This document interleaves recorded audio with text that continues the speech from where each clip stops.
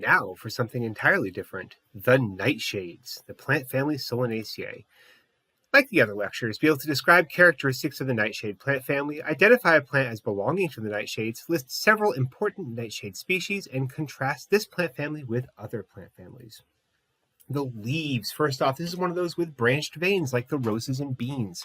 They can be simple, they can be lobed, or they can be pinnately compound like this potato leaf down here at the bottom. Also, these leaves can be spines.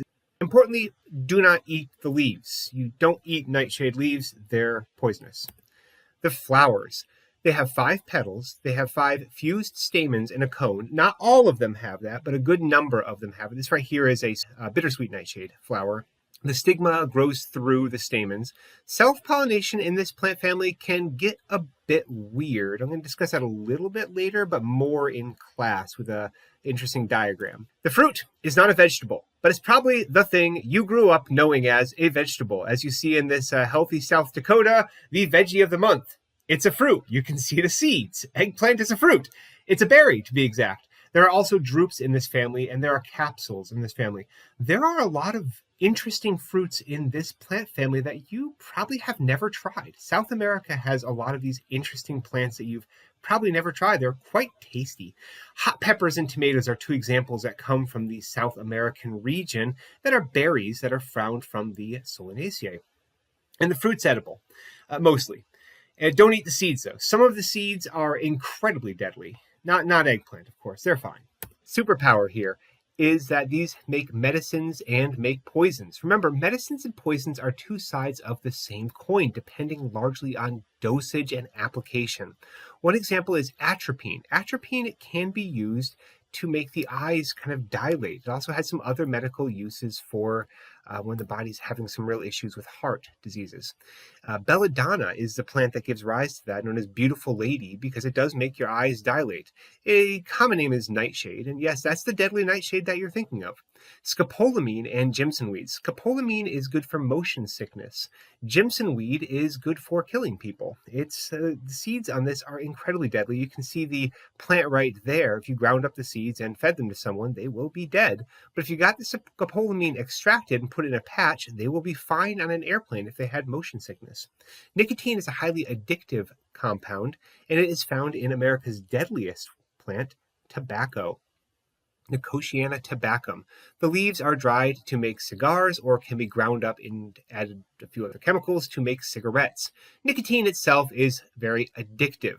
Now, it's noted that in the plants, nicotine is used to kill insects. In fact, you can grind up these leaves, extract the nicotine, and spray it on another plant, and it will kill all the insects on that plant. It is deadly to bugs. And the plant is deadly to humans because smoke inhalation over a long period of time is bad for humans and causes cancer.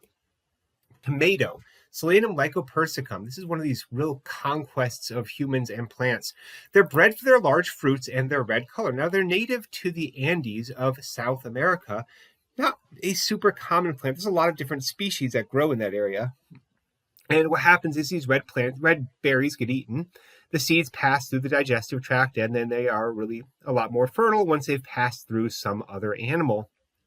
Now, self-pollination with these gets a little bit tricky. You can look at these flowers here. You can't see the stigma coming out of those anthers because the stigma is inside the anther. It's a little bit of genetic manipulation that we got through breeding to make the stigma shorter than the anthers, which ensures that it self-pollinates. Now, that only works with a self-compatible species because not all tomatoes are self-compatible. Some of them, if you gave them that genetic mutation, would just not produce any fruit at all because they only need to outcross. Now, the ones that can outcross can actually be bred with the ones that are self-compatible, but the ones that are self-compatible can't be bred with the ones that outcross. If that sounded confusing, it is. But the breeding and crossbreeding of these plants gave certain traits from the wild varieties to the domesticated varieties, and it was a true horticultural victory story where we learned all the genes in tomato in the Tanksley lab in the 1990s, which is one of the first plant genomes that was ever decoded. So a real victory story with the tomatoes. Also, they make beefsteak tomatoes, which taste like cardboard and are awful. Peppers, capsicum annuum. Now here's something with some flavor. Turns out capsaicin is an antifungal chemical. It kills fungi and prevents fungi from growing on the seeds. Great.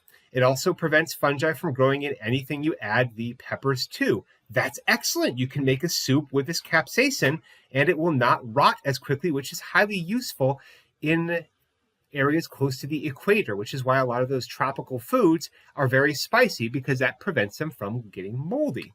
Now, birds can't taste capsaicin, but it does make them poop quicker, which makes the seeds disperse better. Mammals can taste it, and as I mentioned, humans love it, but a lot of other mammals really don't like it. All right, here's a bonus family for you, the asters. Now, there are a lot of plants in this family. Its leaves have, of course, your branched veins. The flower is a capitulum, a very special flower in the asters. When I say flower, it's in quotes, because that's actually over 100 different flowers, all grouped together very, very close. And that's why it's beautiful for decoration. There's a lot of garden varieties. Some of these make medicine, and you can even eat sunflower seeds.